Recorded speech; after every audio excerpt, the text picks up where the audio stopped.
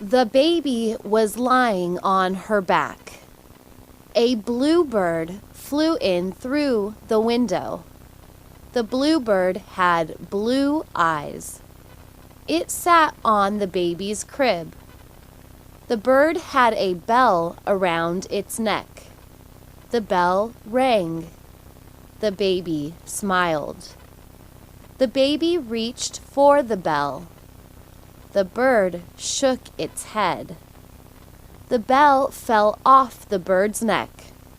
It fell next to the baby. The baby picked up the bell.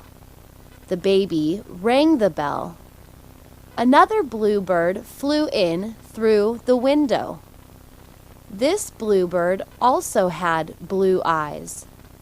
The baby had brown eyes. The birds looked at the baby. The baby looked at the birds. The baby rang the bell again. Both birds flew away. The baby started to cry. His mama came into the room.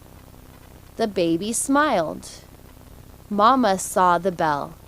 She asked the baby where the bell came from. The baby pointed at the window.